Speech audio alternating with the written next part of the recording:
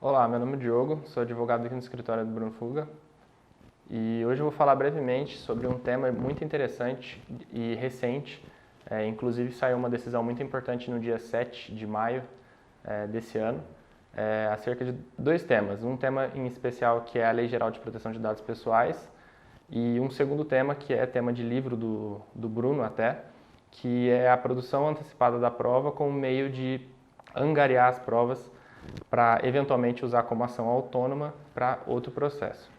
O que aconteceu foi o seguinte: foi ajuizada uma ação civil pública pela Defensoria do Estado de São Paulo contra a Defensoria e também outras entidades de proteção de direitos dos consumidores contra a Companhia de Metrô do Estado de São Paulo, por conta da implementação do sistema de reconhecimento facial. Essa notícia foi bastante veiculada, essa implementação do sistema de reconhecimento facial, e ao mesmo tempo bastante criticada, porque ela acreditava-se na época, isso em 2018, que violava direitos de personalidade, de privacidade dos usuários da linha de metrô. Foi ajuizada essa ação civil pública, estava em trâmite desde 2018 e recentemente foi sentenciada. O que aconteceu paralelo a isso foi que foi ajuizada no ano de 2020, no ano passado, uma ação autônoma de produção antecipada da prova. Dentre os pedidos, a ação também foi ajuizada pela Defensoria Pública do Estado de São Paulo e outras entidades de defesa do consumidor. Dentre os pedidos, foi solicitada a produção de provas acerca de como seria a implementação, o orçamento para a licitação, como esses dados pessoais seriam coletados, como que seria coletado o consentimento das pessoas usuárias do metrô de São Paulo. E também uma coisa bem importante é como que seria coletado o consentimento de usuários do metrô de São Paulo que seriam menores de idade. Então, seria considerado ali dados pessoais sensíveis e que deveria ter uma cautela à luz da legislação atual, uma cautela muito maior nessa tomada do consentimento, que na legislação, nesse caso, determina que seja expresso.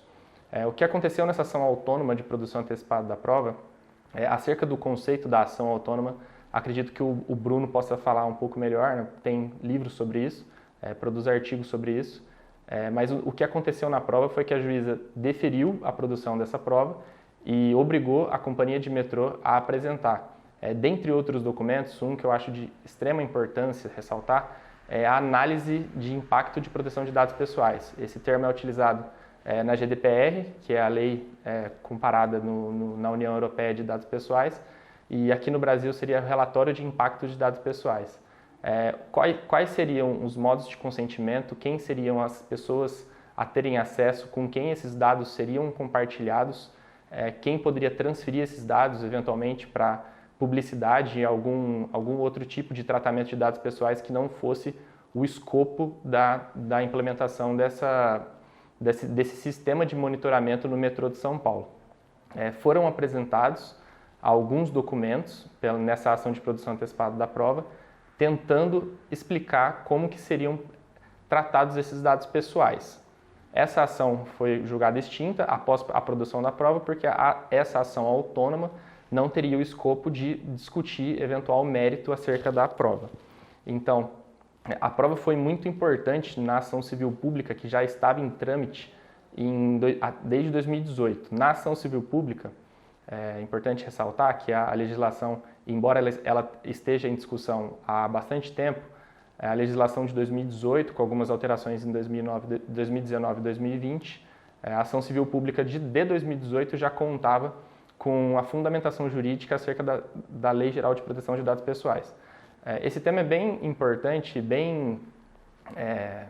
como eu posso dizer, bem importante nos dias atuais, por conta que você consegue perceber as implicações atuais da Lei Geral de Proteção de Dados Pessoais, que embora ela já está em vigor, mas embora não tenha sanções administrativas ainda em vigor, já podemos perceber as implicações atuais, que é uma Defensoria do Estado de São Paulo protocolar uma ação judicial preocupada com os dados pessoais de consumidores que estão ali no metrô de São Paulo e que, de certa forma, não expressaram seu consentimento para acesso daqueles dados, que nas ações judiciais foram considerados dados biométricos, porque ele recolhe o reconhecimento facial.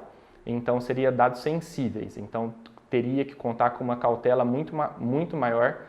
Até no artigo 38 da LGPD fala do relatório de impacto de dados pessoais, que teria que contar com toda essa regulamentação e toda essa aplicação da LGPD nesse caso.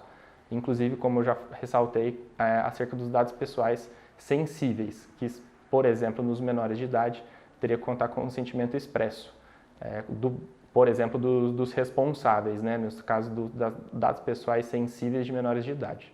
Bom, por hoje é só. Em outros vídeos do canal, nós vamos procurar ressaltar e mostrar as implicações e determinados temas da LGPD, que acreditamos que é um tema atual e importante.